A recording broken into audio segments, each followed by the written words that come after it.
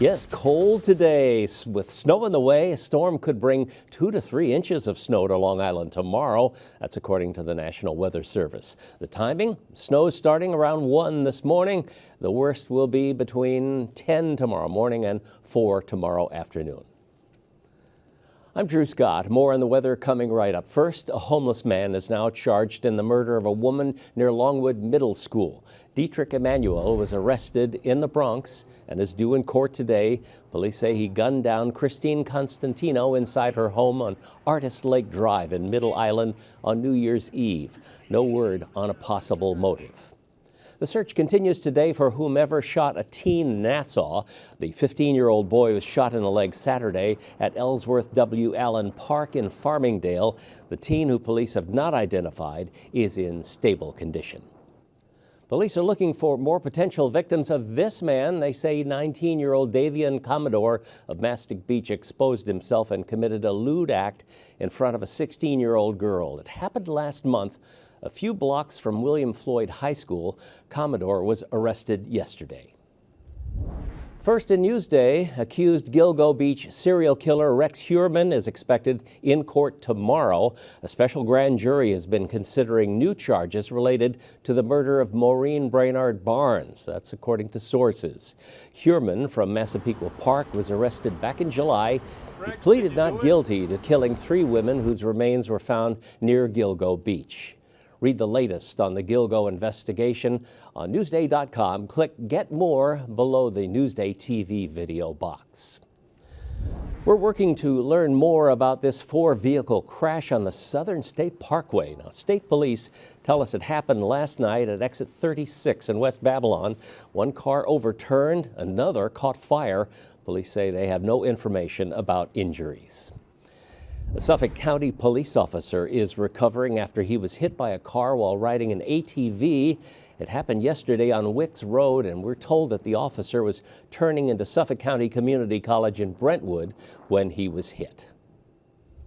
A creek that's been closed for shellfishing for 20 years could soon reopen. Riverhead Town will vote this week on whether to lift restrictions in South Jamesport's East Creek. The DEC says bacteria levels have improved since the creek closed back in 2004. If approved, town residents would be allowed to dig for clams later this month. More than a dozen Long Island organizations have joined together to launch the hashtag We Are Long Island initiative. Now, the hub will offer training and other resources for regional advocate groups. There was a launch event yesterday in Massapequa with more than 100 attendees. We all came together so that way there's so many resources on Long Island. It's just you have to know about them. So if I don't have the answer, somebody else here might have the answer. 17 groups have joined the initiative, ranging from environmental justice organizations to arts and culture nonprofits. Well, today marks 15 years since U.S. Airways Flight 1549 landed in the Hudson River. On this day, back in 2009, the flight from LaGuardia struck a flock of birds. Shortly after takeoff, pilot Chesley Sully Sullenberger glided the plane dead stick right into the river. All 155 people on board, including several Long Islanders, survived. There will be a tribute this afternoon in Manhattan.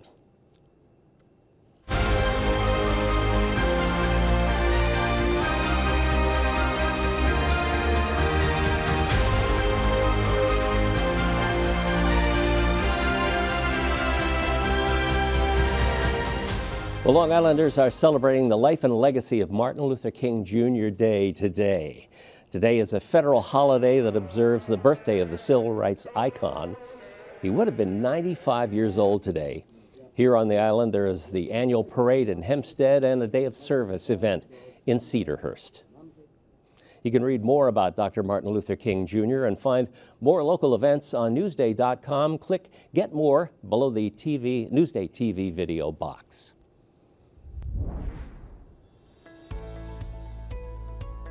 Checking out your hyper-local Monday forecast. Cold today, highs in the low 30s. And it stays cold tonight with temperatures in the 20s.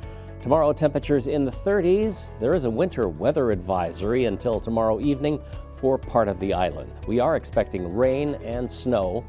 A look at your 7-day forecast coming up.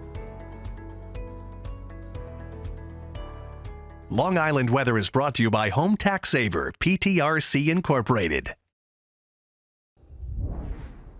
A local teen and her parents have opened a trendy new thrift shop for the younger crowd. Elisa DiStefano has the story you'll see only in Newsday. What's old is certainly new and cool at Encore Une Fois in Oyster Bay. There is so much to look at and to look through in here. I mean, how many items do you think you have in the store? A couple thousand. Yeah, definitely a lot to dig through. The thrift shop was just opened by the Ruiz family, who own Luck Swap, a high-end consignment store in town. What we're doing is we're taking the pieces that don't work for consignment for us at Luck Swap and we're putting it here as a thrift boutique. Average price point's $15-20. At the helm, 14-year-old Madeline Ruiz, the store's style director. I like how I'm the one that chooses what we should sell. It's not like your average thrift store. It's more of like, it has all the good picks. It has all really good stuff. I would say it's very trendy. You have so much in this store. So, Maddie, tell me what's cool. What should I be shopping for? I really like this Juicy Couture zip up. I really like the pink on it. All right, so Juicy Couture is back. Yes. I wish I didn't give all mine away. I think this pair might be one of my favorite jeans that we have here. There's our jeans. Okay, so they would be like what in the store? About $75, $100 in the store. And what are they here? That's 19. 19. It's a steal. The boutique carries every size and is restocked every day. So for my vintage lovers, we have these dresses from the 50s. Maddie, did you always like thrifting? No. When I was younger, I hated thrifting. I hated it, and then I finally adapted to it. I finally learned that some of the stuff I could wear, and some of the stuff is cool. It's in your blood. Repurposing something that somebody had discarded into making it a treasure for somebody to find is such an incredible feeling. Elisa DiStefano, Newsday TV. Trendy indeed. Thank you, Elisa. We can read more about the thrift shop on Newsday.com. Click Get More below the Newsday TV video box.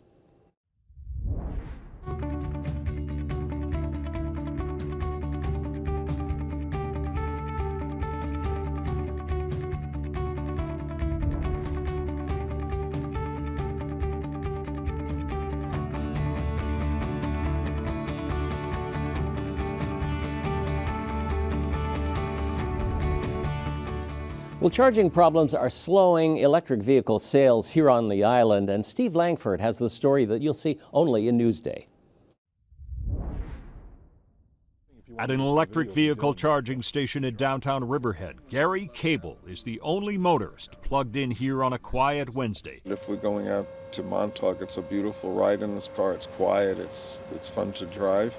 It's more than enough power to come home and charge it at home at night. But for any longer trips, the electric vehicle, he says, has its charging challenges. We were going to go to Ithaca and decided not to take the electric car. The transition from gas fuel to electric vehicles is underway, but locating a public charging station on Long Island and beyond that works and is compatible to your car may be the biggest hurdle facing motorists. Here in Riverhead off Old Country Road, there's a whole row of Tesla chargers, and there's one charger down here for other vehicles which doesn't work.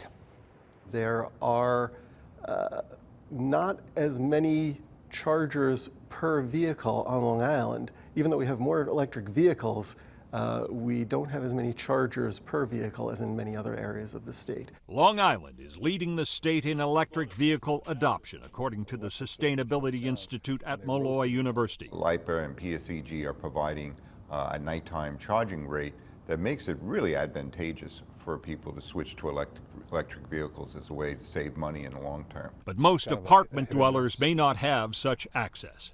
Good to go.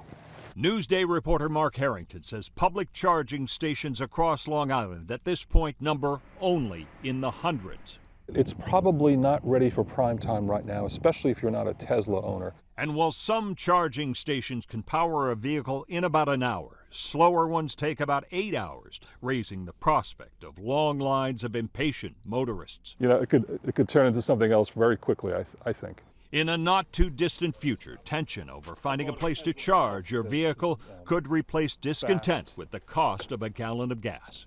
Steve Langford for Newsday TV. Read more about EVs on Long Island on Newsday.com. Just click Get More below the Newsday TV video box.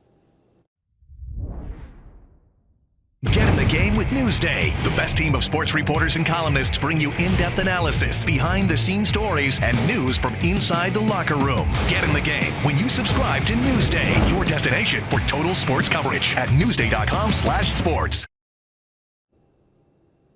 I'm Drew Scott. Thanks for watching. We'll leave you with a look at your hyperlocal 7-day forecast.